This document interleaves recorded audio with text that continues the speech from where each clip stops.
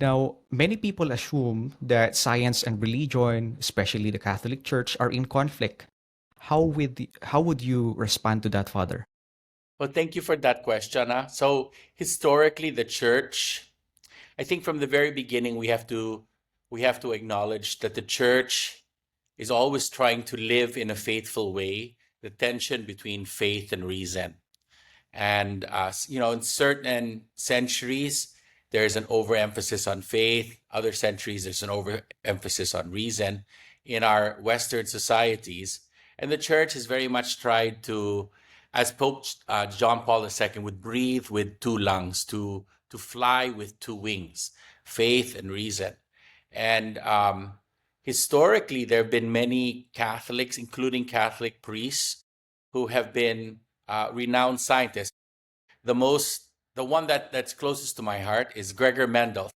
Gregor Mendel was a Augustinian friar, just like the Holy Father, Pope Leo XIV, and he, of course, is the father of modern genetics.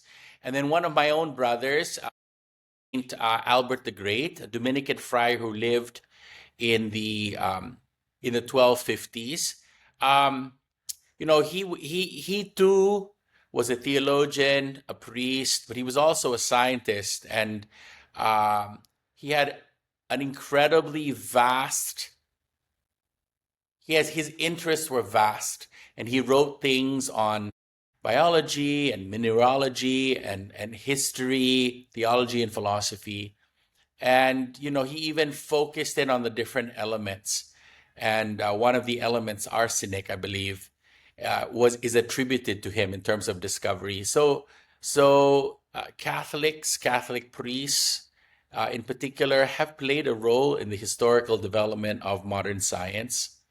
A lot of people will say, well, how do these two things come together? So you have to realize that for me, as a scientist, as a molecular biologist, as a priest, what I do and what my research students do here at UST is that we are looking at creation, and creation has its own integrity. So we use science to understand, in our case, the nature of genes, the nature of cells, the nature of organisms. But we are deeply aware that behind creation there's a creator.